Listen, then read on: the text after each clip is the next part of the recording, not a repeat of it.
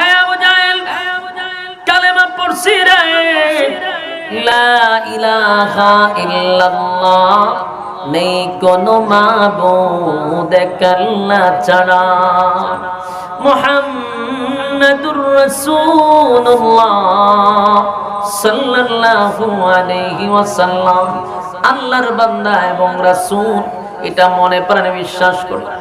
আবু জাহেল ডাক দিয়া বলে, আম্মা রে, তোর মারে তুই বোঝা, সে যেন কালেমা ছেড়ে দে, আর না হয় এর পরিণাম কিন্তু ভালো হবে না, এর পরিণাম ভালো হবে না। বাপ দাদার ধর্মের মধ্যে চুনকালি বরদাস্ত করতে পারবো না, তোর মাকে তুই হুঁশিয়ার করে দে। সন্তান কি বলবে? মা ডাক দেয়া হয়, সন্তান রে, আমি তোর মা যদি তোর সামনে 100 বার মারা যায়, 100 বার আল্লাহ জীবিত করে, তারপরেও তুই ঈমান ছাড়বি না।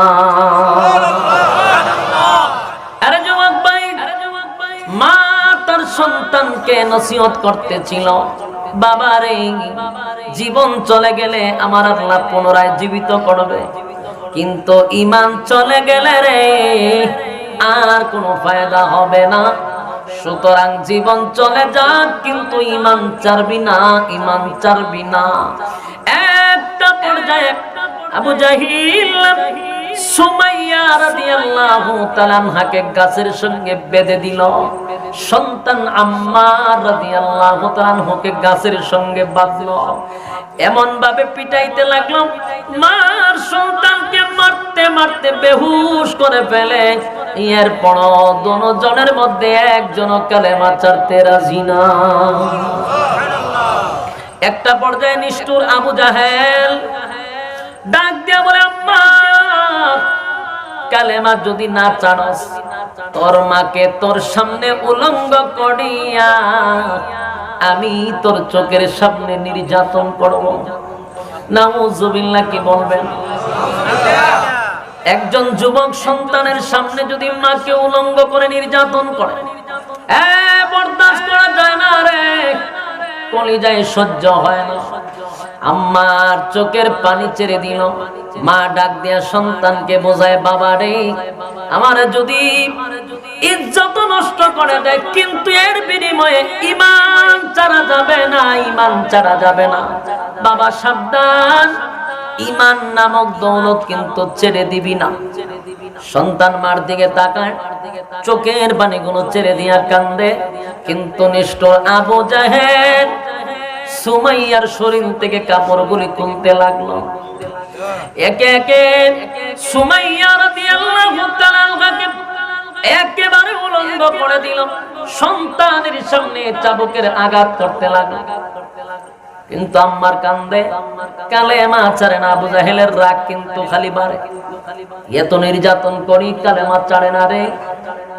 একটা পর্যায়ে আবু জাহেল একটা বর্ষা হাতে লইয়া সুমাইয়া রাদিয়াল্লাহু তাআলা আনহার লজ্জাস্থানের মধ্যে আঘাত করতে লাগলো রে। আঘাত করতে করতে রক্তাক্ত করে দিল। সুমাইয়া দুনিয়া থেকে বিদায় হওয়ার আগে সন্তানদের নসিহত করে যায়, বাবা, তোর চোখের সামনে জীবন দিয়ে গেলাম, কিন্তু ঈমান দিয়ে গেলাম না। তোর যদি মৃত্যু হয়, হাসি মুখে জীবন দিবি, ঈমান দিবি না।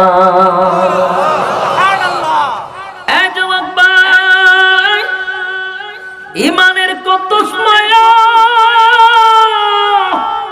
ঈমান কত শক্ত ছিল গো। আর বাংলাদেশের মুসলমানদের কি মার দেওয়া লাগে। 5 টাকার একটা রং সার কাছে ঈমান বিক্রি হয়। 5 টাকার ঈমান, 5 টাকার রং সার কাছে ঈমান বিক্রি হয়।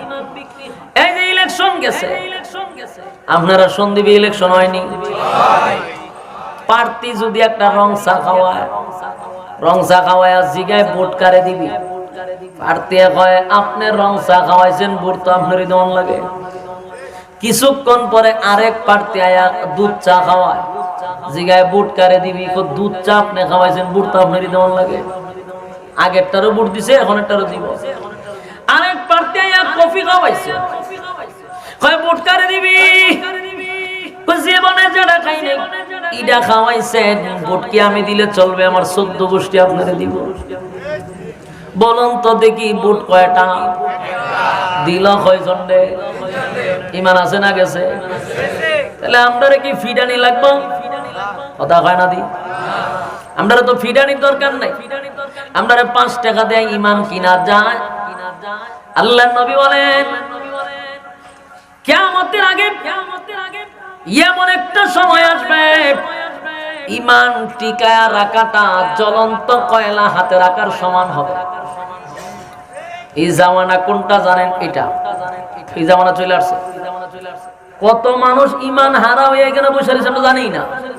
এখন ঠিক নেই, কারণ ইমান কারে কয় এটা অনেকে জানি না। আমি যদি এখানে বলি ইমান কারে কয়, একটু দাঁড়ায়া বলেন, লজ্জা পাবেন না, হয় দাঁড় করাইতাম। অনেকেই জানে না ইমান কারে কয়, এটাই জানে না। তাহলে বলুন তো দেখি, ইমান জানার নাম ফরজ না নফল না সুন্নত না মুস্তাহাব? ফরজ। এটা কি জানেন? ইমান জানা হলো ফরজ। আমি যদি জিজ্ঞাসা করি ইমান কারে কয়, কয় জিনিসের নাম ইমান, অনেকে জানে না। তাহলে আমরা এত বড় বড় কথা বলি, এত বড় বড় কথা বলতে পারি, অথচ যদি জিজ্ঞাসা করি বাতিজা বলো তো দেখি ইমান কারে কয়, কয় জিনিসে ইমান হয়, জায়গায় প্রস্রাব করে দিল। কিন্তু এর বড় বড় আলা বললে মাথা গরম। কথা কোন ঠিক নেই? ইমানের পরীক্ষা নিয়ে জান্নাত পাইছে, যাই না রাখবেন। জান্নাত কিন্তু পাইতে হলে ইমান নামক পরীক্ষার মাধ্যমে পাইতে হবে। এছাড়া ইমানের পরীক্ষা ছাড়া জান্নাত পাওয়া যায় না। সাহাবায়ে কেরাম ইমানের পরীক্ষায় উত্তীর্ণ হয়েছে, আল্লাহ রাব্বুল আলামিন খুশি হইয়া জান্নাতের সার্টিফিকেট অনেক সাহাবীদেরকে দুনিয়া দিয়া দিছে। সুবহানাল্লাহ।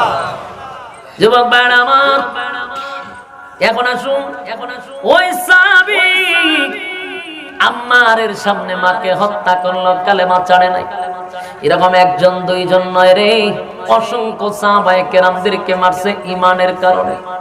বুকের মধ্যে পাথর রাখছে, গলার মধ্যে রশি লাগাইয়া মরুভূমি দিয়া টানছে, জিহ্বার মধ্যে প্যারাক মারছে আল্লাহ নাম বলার কারণে। আমরা কত শান্তিতে আছি, আমরা কত শান্তিতে আছি, কিন্তু আমরা ইতিহাস ভুলে গেছি। ইসলামটা এত সহজ নয় রে। এক সাগর রক্তের উপর ভর করে ইসলাম আসছে।